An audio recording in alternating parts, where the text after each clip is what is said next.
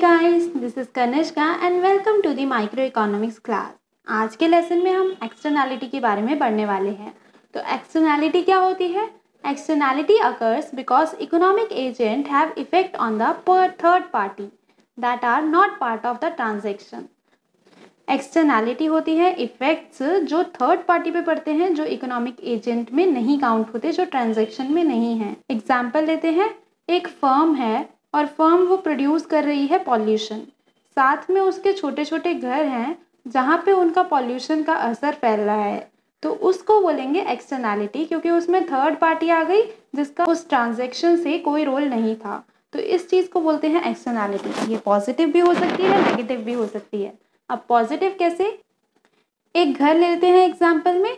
तो एग्जाम्पल में घर के बाहर सड़क पे उन्होंने पूरी सड़क पे फ्लावर्स उगा दिए या फिर गमले लगा दिए, तो आसपास के घरों को उसमें पॉजिटिव एक्सटर्नैलिटी मिलेगी। वो थर्ड पार्टी हैं आसपास के घर, पर उनको उसमें एक्सटर्नैलिटी मिल रही है, कुछ इफेक्ट हो रहा है, चाहे पॉजिटिव में हो रहा है चाहे नेगेटिव में हो रहा है।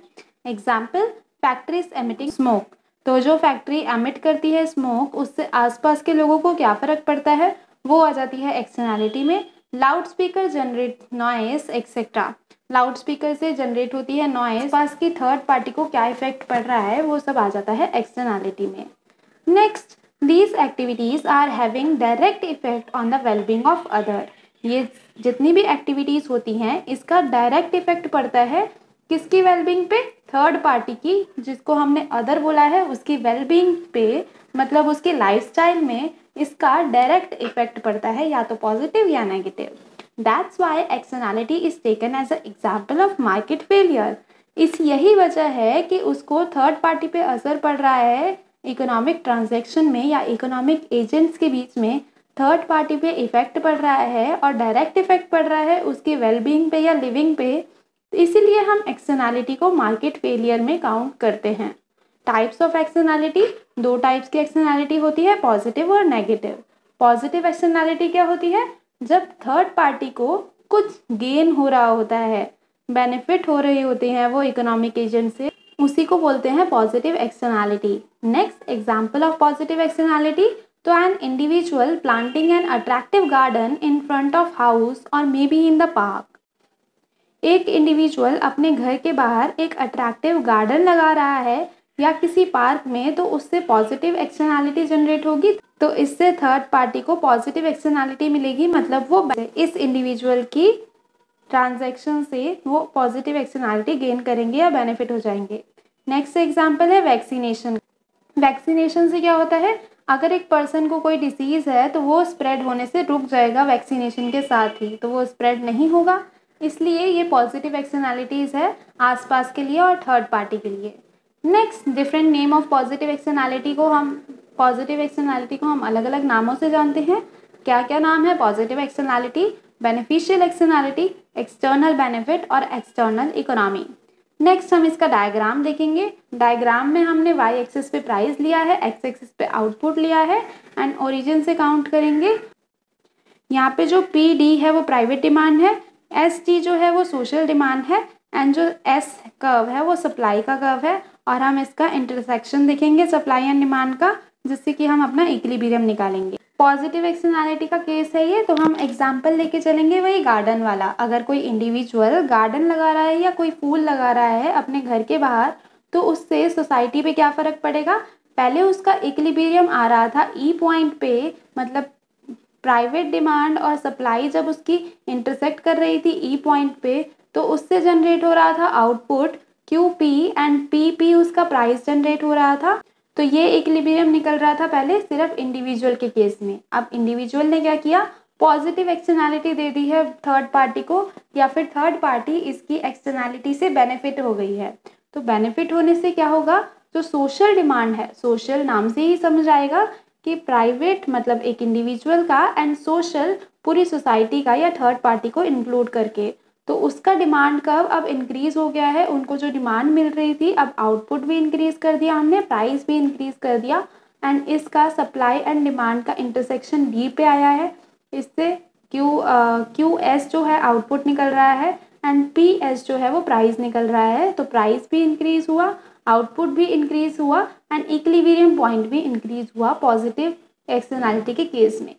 अब यहाँ पे ये डायग्राम की एक्सप्लेनेशन है कि पी डी हमने प्राइवेट डिमांड को लिया है, एस जी हमने सोशल डिमांड को, सप्लाई हमने एस को, डी जो था वो हमारा आइडियल इक्विलिब्रियम है सोसाइटी का जो पॉजिटिव एक्सटर्नैलिटी के बाद आ रहा है, ई जो है वो एक्चुअल इक्विलिब्रियम है प्राइवेट या इंडिविजुअल का, और मार्जिनल सोशल बेनिफिट पॉजिटिव के केस में, पॉजिटिव एक्सटर्नैलिटी के केस में marginal social benefit marginal social cost के इक्वल रहेगा।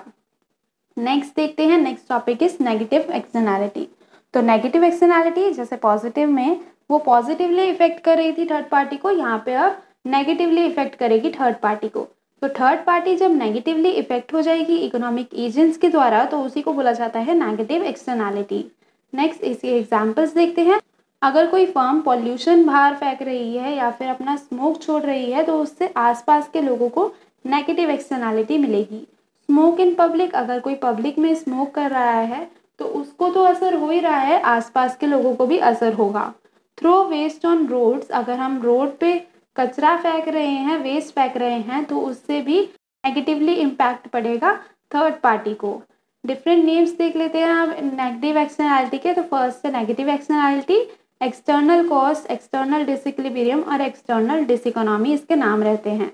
अब इसका डायग्राम देख लेते हैं नेगेटिव एक्सटर्नैलिटी का।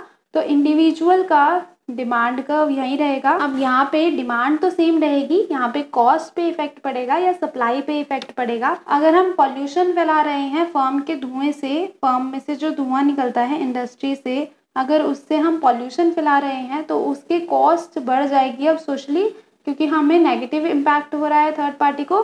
तो थर्ड पार्टी भी कहेगी कि हमें कॉस्ट चाहिए, तो कॉस्ट लेने के लिए इसमें सप्लाई में चेंज होगा। तो डिमांड ऐसे ही रहेगी, डी से इंटरेक्ट किया है हमने डिमांड को, डी नोटेशन है, एंड पी सी रहेगा private cost and social cost रहेगी एस सी। अब यहाँ पे प्राइवेट कॉस्ट और इंडिविजुअल की, ये इंडिविजुअल की है मतलब एक फर्म की देख लेते हैं हम। प्राइवेट कॉस्ट और डिमांड कर्व जब इंटरैक्ट होंगे, मतलब सप्लाई कर्व प्राइवेट का और डिमांड इंटरैक्ट होंगे तो ई पॉइंट हमारा एक्चुअल इक्विलिब्रियम बन रहा है, जहाँ पे आउटपुट क्यू पी और प्राइस पी पी इक्विलिब्रियम में निकल रहा है। तो जो सोशल कॉस्ट रहेगी वो थोड़ी कम हो जाएगी, तो सप्लाई इसकी कम हो जाएगी।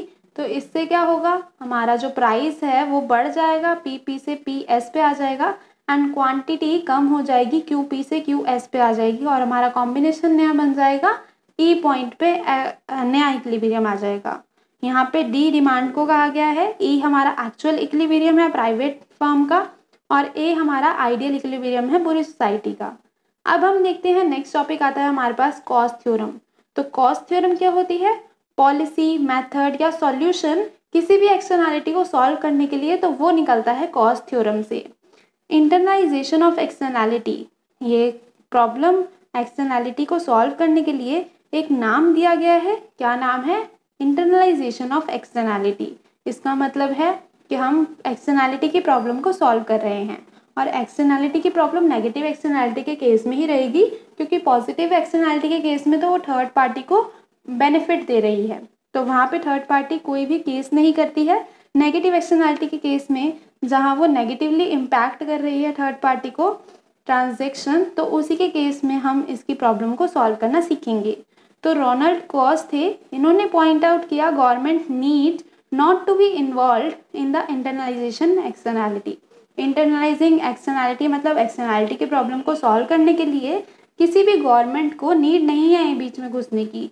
तो गवर्नमेंट को नीड नहीं है मतलब क्या है कि नेगेटिव एक्सटर्नैलिटी से अब थर्ड पार्टी क्या कर रही थी, थर्ड पार्टी सीधा जाके केस कर देती थी पुलिस में, और उसके बाद हमारी गवर्नमेंट बीच में आ गई, हमारा कोर्ट बीच में आ गया, कोर्ट का चक्कर पड़ जाता था। अब रोनाल्ड कोज ने ऐसा कहा है कि गवर्नमेंट की बिल्कुल भी ज़रूरत नहीं है एक्सटर्नैलिटी को सॉल्व करने के लिए। तो एक्सटर्नैलिटी की प्रॉब्लम को सॉल्व करने के लिए सबसे बड़ा पॉइंट उन्होंने उठाया negotiation. Negotiation can lead to efficient solution in most of the external cost cases without any government intervention and all. अब यहाँ पे उन्होंने बोला नेगोशिएशन जो है वो पक्का सॉल्यूशन है, किसका नेगोशिएशन सॉल्यूशन है पक्का, एक्सटर्नल कॉस्ट का, मतलब नेगेटिव एक्सटर्नैलिटी का, जो थर्ड पार्टी को नेगेटिवली इफेक्ट कर रही है किसी भी गवर्नमेंट के इंटरवेंशन के बिना। तो हम नेगोशिएट करेंगे मतलब उन्हें कुछ सम ऑफ अमाउंट दे देंगे जिससे वो भी खुश और हम भी खुश। कॉस्ट थ्योरम क्या कहती है? Coase theorem simply state that if two sides of an externality, the one causing it and other suffering it, can bargain together, they will produce efficient use of resources। तो cost theorem का यही कहना है कि अगर दो side है externality की, मतलब जो एक प्रोड्यूस कर रही है एक्सटर्नैलिटी और दूसरी जो सफ़र कर रही है, जैसे हम फर्म का एग्जांपल लेते हैं तो फर्म यहाँ पे धुआं छोड़ रही है और अदर उनके छोटे छोटे जो हाउसेस हैं वो इसका धुआं ले रहे हैं, मतलब ये एक एजेंट हो गया एक्सटर्नैलिटी का और ये दूसरे एजेंट हो गए एक्सटर्नैलिटी के। अगर ये बार्गेन कर लेते हैं, नेगोशिएट कर लेते हैं कुछ सम ऑफ अमाउंट से, तो जो हमारी रिसोर्सेज हैं वो एफिशिएंट यूज़ इनका हो जाएगा, प्रोड्यूस होंगे एफिशिएंटली यूज़ में, कोई नेगेटिव एक्सटर्नैलिटी की प्रॉब्लम आएगी ही नहीं। तो ये कॉज ने इसका सॉल्यूशन दिया था। आज के लेसन में इतना ही, मिलते हैं एक और बेहतरीन टॉपिक के साथ। Till then bye.